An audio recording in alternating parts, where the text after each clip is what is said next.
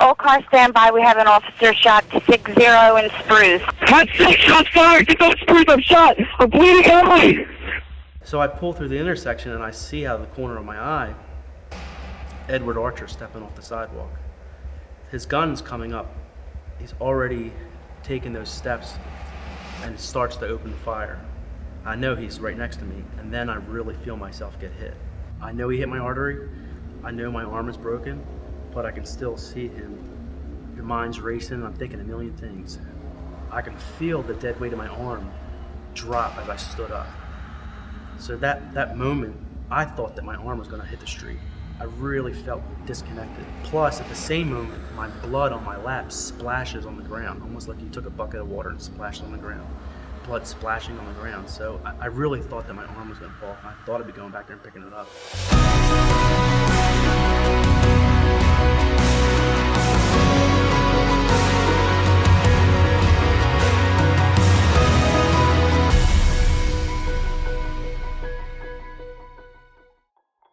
2016, I put on the news and I saw one of the most terrifying things that a friend of police officers could ever see.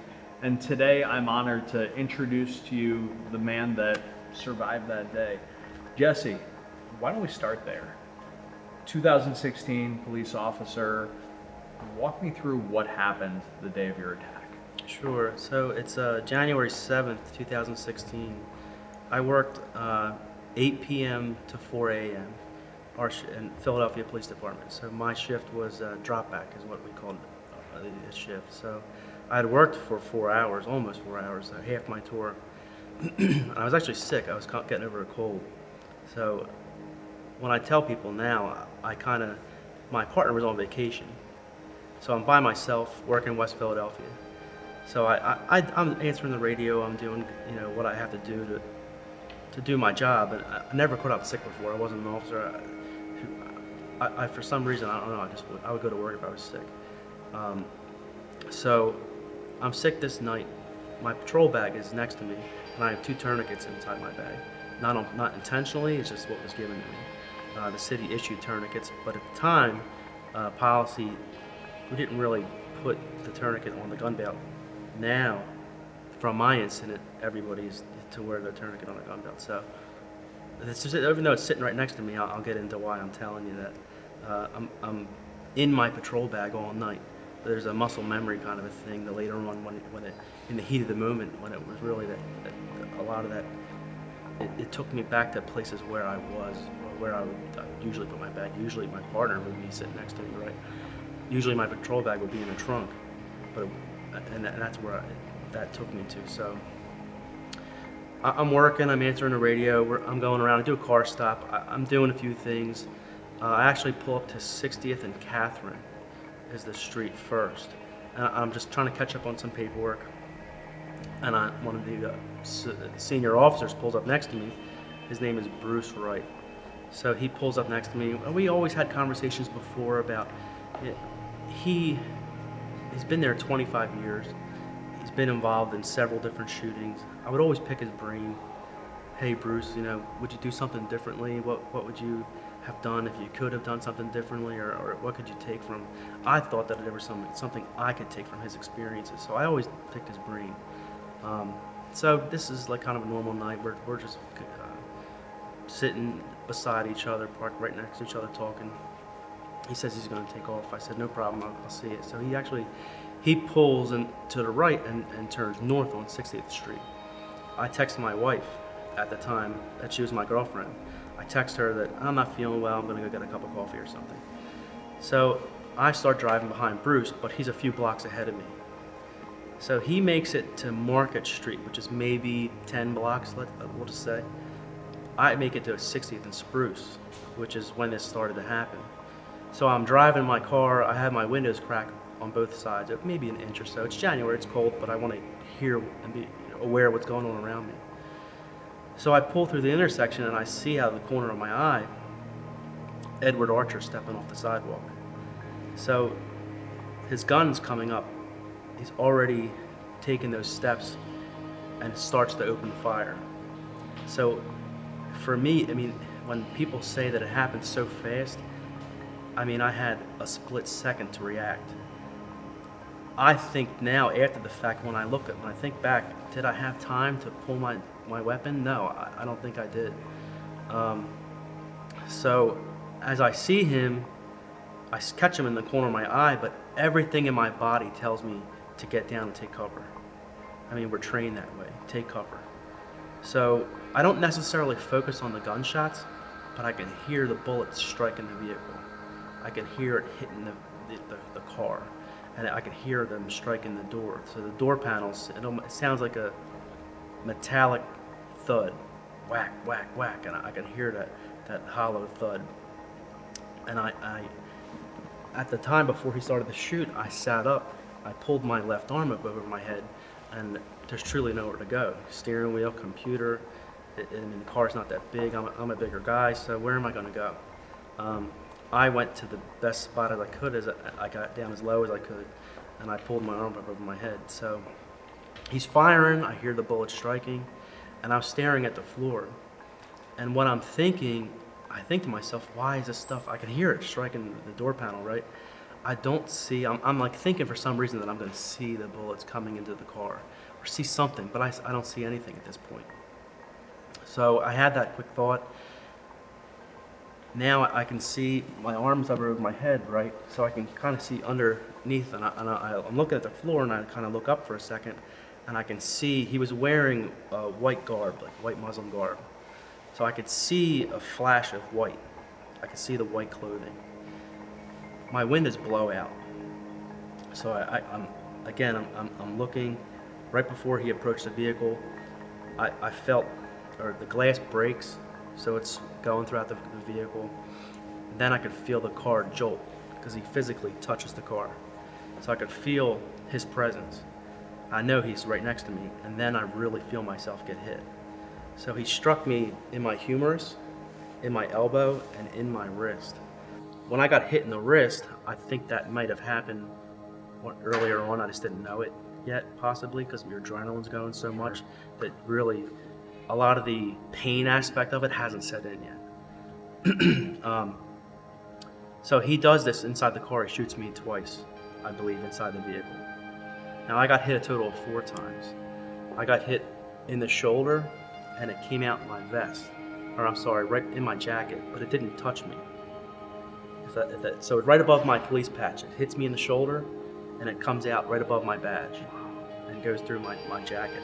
I guess as I was falling forward, the bullet passed through, I'm not sure. So the trajectory of that, it is in the door panel. So there's a few that go towards the passenger seat. So, I mean, the fact that my partner wasn't with me was a good thing, because probably he'd be dead. So he starts to run away. I sat up at this point, and when my arm is up over my head, it drops to the floor like dead weight. Now he completely broke my humerus. So when it's up, I had absolutely no control of it. It falls between the door and the seat. So now I testified in court, there was a pool of my blood is on my lap.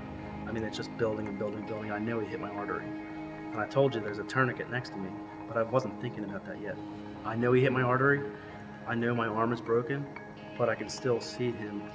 He's running kind of catty-corner to where I'm at. So everything tells me still, and even from the beginning, the first moment I laid eyes on him, it's not uncommon to see a guy with a gun. It's a little bit uncommon to have him change his body posture and start to come and attack you. That's something totally different. Sure. I didn't expect that. I expected that this was either a robbery, his face covered. I thought it was a robbery. I thought he was coming from a robbery, or he was going to a robbery, and I pulled on it and messed it up. That's what I thought. I thought that I'd be getting out of that car and just chasing a man with a gun, almost like any other night. But, so he starts to run away. I reach over with my right hand and I unlock the door of the Chevy Impala. So the door's locked when you throw it in gear. Now, when I had first saw him, I throw the car in park and step on the brake and throw the car in park. I actually put the car in park before we came to a complete stop, before I came to a complete stop. So the car, on the video, you can see it jolts forward really hard. Yeah. It doesn't make a nosedive. I think that also had something to do with me giving that extra momentum to get down and get out of the way. I'm unlocking the door. I pull the handle with my right hand, and I have to kick with my left foot the door open. So as I jump out, I can still see him. He's entering the sidewalk at a 45-degree angle kind of from me. I draw my weapon and I fire before I stand up.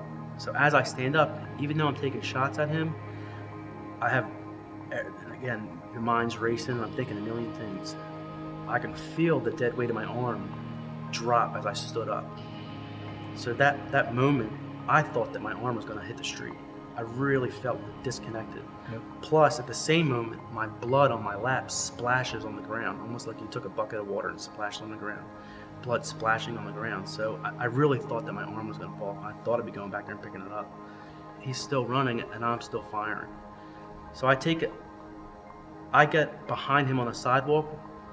Once he's running down the sidewalk and he's about 30, 40 yards from me. I end up taking my final shot and he goes down. Now I shot 7 times, but I have no idea how many times I shot. They told me I shot 7 times. So as he goes down, his legs come out from under him and he hits the sidewalk. I knew I hit him, 100%. I holster my gun, and now my radio, I was wearing a leather coat, I told you. So my radio was just clipped onto my zipper. So the radio popped off when I'm running. So on the video, you can see my arm is swinging, but you can see my radio swinging too. So at one point, I try to reach back, and I'm thinking I got to call for help. Once he went down, it wasn't enough to be finalized with it. I wasn't completely done, or I didn't think that I'd captured him and put the cuffs on and done that part, but I knew I got him enough that he slowed down. Yeah. So, and I immediately turned, and my brain, it said, you got to help yourself. I knew how bad I was. So I'm trying to get the radio. I'm trying to reach for the base of the radio, but it's too far behind my back. The microphone had popped off. I grabbed the cord and I slung the radio up to myself. So I grabbed the radio. Now we have a little red button. So if you have an emergency, you can hit that button. I don't remember doing that. And it'll give you complete radio control if you have an emergency situation. So I just keyed up. I thought for a second, what am I going to say? I knew what I was going to say, but I had to think about what I was going to say. Right. And my main thing with that was, I know when an officer comes over air screaming, you can't get there fast enough. But again, cops get involved, getting in accidents, responding to situations like that. We just had a cop yesterday get shot in East Division in Philadelphia, in Kensington. He got shot in the knee. So stuff does happen. But again, I thought, what am I gonna say that I need them to get here? I knew I needed help. So I paused for a second, thought about what I was gonna say, and I told her I'm at 60th and Spruce. I'm bleeding heavily, and the biggest thing for me was to get that location right so they can help me. And then I told her what was going on. I thought in my brain that I told her I discharged. I hear the radio tape after the fact, and I don't remember just stopping at that. I thought I remembered running on with it a little bit and then thinking that's enough and stopping, but apparently I didn't. Again, it's your brain, what you're thinking, and going a mile a minute, right? So now my body's saying go back to the car, and as I took that moment to think, I was in my process of going back to the car, and I'm thinking, get my tourniquet. I unlock the trunk. The driver door was open because I jumped out of it. I go back and I unlock the trunk with the button on the dashboard. Now, I always threw my patrol bag in the trunk because usually my partner's with me. But again, I was already working for 4 hours, and I was throwing tissues in a trash bag in my bag. It's just that muscle memory kind of thing brought me back to the trunk. So I opened the trunk, and I'm in the supervisor's car. So there's a rifle rack in our supervisor's cars. So my bag doesn't fit there anyway. So I open the trunk, and my blood's squirting on the bumper. I can see it now after the fact, the crime scene photos, right, when I look over everything. I go around to the driver's side. I realize it. There's 2 armed security guards standing at the bar. They say, "You all right, dude?" And one guy kind of chuckled a little bit. And I mean, I knew it's crazy to me because they're both armed security, and they're state certified. You'd think they would help. You'd think they would have tried to help. When they have shots fired, they ran away. Then they come back and they're chuckling. It happened, whatever. But I knew that wasn't help, so I didn't pay them any mind. Again, I stay focused. I'm going for my tourniquet. When I'm back in the trunk, I look down the street, and I'm waiting. I see the police lights, and I'm thinking like, hurry up! You can't get here fast enough, right? Hurry up, hurry up! I go up. That happens. I go to go in the bag. I never make it in my bag. As much as I'm thinking about my tourniquet, I never actually grab it. And I think at this point I had lost so much blood. I lost more than half of my blood. That it just, my brain wasn't processing correctly. Even though I'm thinking about it, it just isn't happening. And again, I don't think I would have even had enough to put it on and to tighten it down and do all that kind of stuff. So 2 officers, they pull up, they're yelling at me, get in the car, get in the car. And I even turned and I said, I gotta get my tourniquet to the one guy. And he's, F your tourniquet, get in the car. We'll get you there faster, is what he's telling me. So they come, they have to physically grab me, and they put me back in an Explorer. It's a plastic seat, right? So officers are responding, everyone's a little chaotic, everyone's coming in. We get blocked in for a second. But they realize what's going on, they pull off. I guess he was yelling at him, whatever he was doing. Now, I don't remember this. This is me. I watched a video after the fact, because this was all caught on video. So, they pull up, they pull out of the way. He bangs a U-turn in the intersection, and I slide across the seat in my blood, right? It's plastic seat. My blood I'm still losing a lot of blood. I slide, and I still have my somewhat wits about me because I think about blading my shoulder so I don't jack up my arm more. So I blade my shoulder, I smack my back into the door, and I go sliding back across. I grab I call it, I'm sure anyone else does, the oh shit handle, and I'm holding on, right?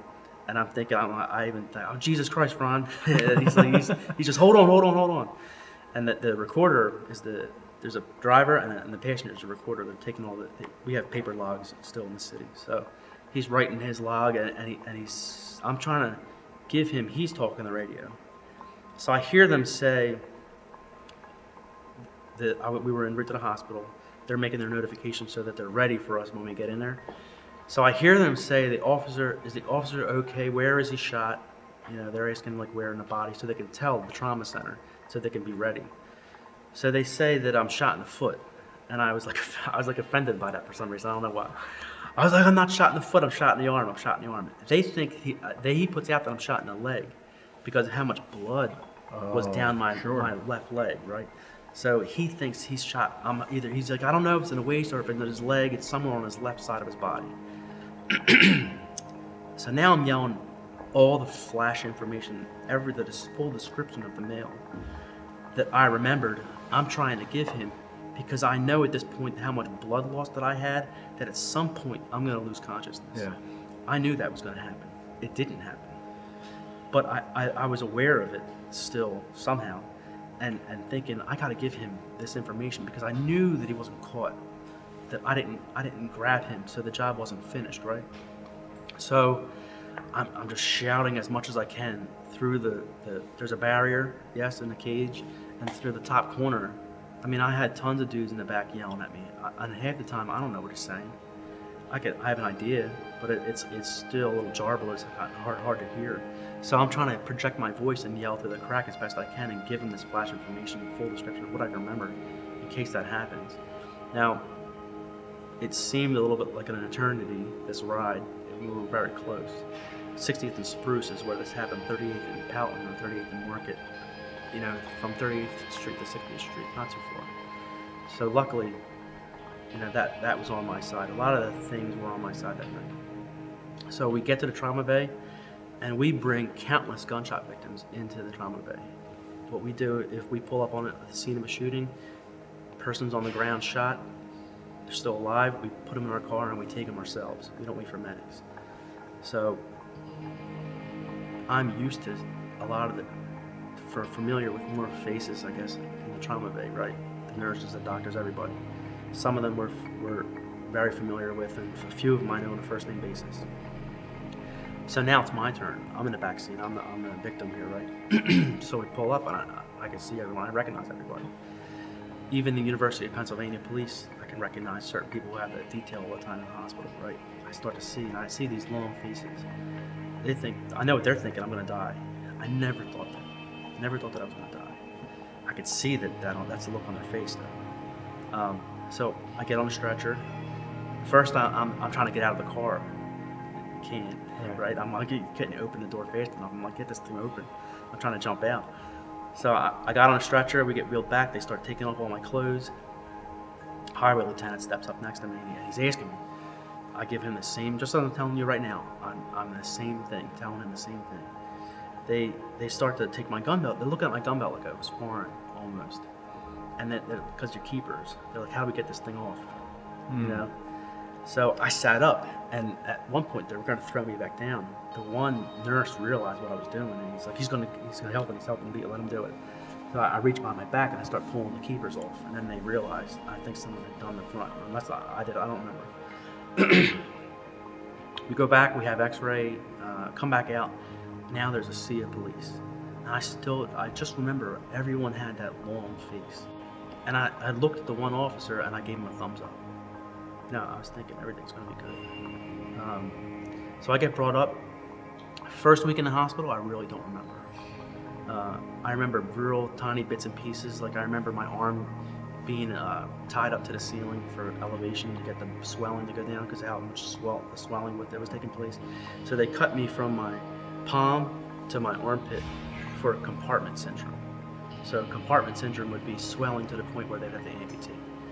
Now, I was told recently that doctors came out and said that we were going to take his arm, and the police commissioner said, "Don't do it.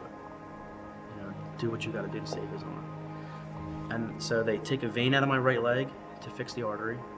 I had multiple blood transfusions. I asked too, how many pints, how much blood did you? They're like, we don't count. Our job is to save your life. It's not to count blood. Right.